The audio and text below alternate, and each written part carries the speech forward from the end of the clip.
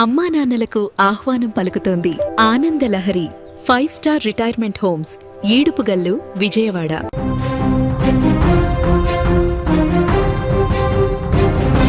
హైదరాబాద్ పాత బస్తీలో rowdy sheeters ఆగడాలు పెచ్చుమీరిపోతున్నాయి. తాజాగా కాలాపత్ర ప్రాంతంలో రౌడీ షీటర్ అసద్ అతని గ్యాంగ్ చేసిన దాడి స్థానికంగా తీవ్ర భయాందోళన కలగజేసింది. చట్టాన్ని పోలీసులు ఏమాత్రం లెక్క చేయకుండా వారు జరుపుతున్నటువంటి దాడి దృశ్యాలు సీసీ కెమెరాల్లో కూడా రికార్డ్ అయ్యాయి. కాలాపత్ర పోలీస్ స్టేషన్ పరిధిలోని ఫాతిమా ఆసుపత్రి వద్ద ఈ దారుణం జరిగింది.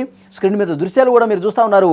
రౌడీ షీటర్ అసద్ తన అనుచరులతో కలిసి ఒక షాపు యజమాని మీద ఏ విధంగా కత్తితో దాడికి తెగబడ్డాడో ఒక్కసారి స్క్రీన్ మీద చూడండి. షాపు యజమాని తన మోటార్ సైకిల్ పై కూర్చుని ఉండగా అసద్ గ్యాంగ్ ఆకస్మికంగా ఒక్కసారిగా ఉన్న పళాన అక్కడికి వచ్చి తల్వార్లతో అంటే కత్తులతో దాడి చేశారు. దాడి చేసిన అనంతరం వారి షాపులోని ఫ్రిడ్జ్ను ఇతర వస్తువులను కూడా ధ్వంసం చేసినటువంటి పరిస్థితి ఉంది. అంతేకాకుండా షాపు అద్దాలను కూడా పగలగొట్టి అక్కడ హంగామా చేశారు. ఈ మొత్తం కూడా అక్కడ ఉన్నటువంటి సీసీ కెమెరాల్లో రికార్డ్ అయ్యాయి. ఆ దృశ్యాలే మీరు చూస్తున్నారు. అటుగా వెళ్లే వాళ్ళు పూర్తిగా ఈ దాడి బీభత్సాన్ని చూసి షాక్ అయిపోయారు.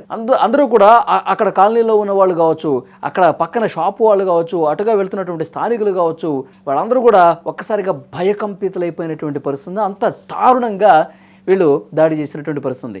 ఒక్కసారి స్క్రీన్ మీద ఆ దృశ్యాలు చూడండి. అతను అక్కడ 2-వీలర్ మీద కూర్చొని ఉంటాడు. కూర్చున్న వ్యక్తి మీద వెనకాలగా వచ్చినటువంటి ఒక 3-4 ఉన్నారు. వాళ్ళు అసద్తో పాటు అసద్ కాకుండా ఇంకా 3 వ్యక్తులు ఉన్నారు. అందరూ చేతుల్లో కూడా కత్తులున్నాయి. చూడండి, అక్కడ ఉన్నటువంటి వస్తువుల మీద, అక్కడ ఉన్నటువంటి ఆ షాపుకి సంబంధించిన అద్దాల మీద అతని మీద దాడి చేసిన అనంతరం ఒక్కసారిగా చేయి మీద గట్టిగా కత్తితో దాడి చేశారు. దాడి చేసిన తర్వాత ప్రాణభయంతో అతను పరుగులు పెట్టినటువంటి పరిస్థితుంది. ఆ తర్వాత షాపుని, అక్కడ వెహికల్స్ని మొత్తం నానా బీభత్సం చేశారు, గందరగోళం చేశారు. అటుగా వెళ్లే వాళ్ళు కూడా భయపడుతూ నడుచుకుంటూ వెళ్తున్నటువంటి దృశ్యాలు కూడా చాలా క్లియర్గా మీ దృశ్యాలు చూస్తుంటే అర్థమవుతుంది. ఈ ఘటనతో మొత్తం కూడా అందరూ షాక్ అయిపోయారు. రౌడీ షీటర్ పాత నేరస్తుడిగా పోలీసులు కూడా చెప్తా ఉన్నారు. రౌడీ షీటర్ అసద్ ఆగడాలపై అప్పటి నగర పోలీస్ కమిషనర్ సిబి ఆనంద్ గతంలోనే పీడీ యాక్ట్ కూడా నమోదు చేశారు.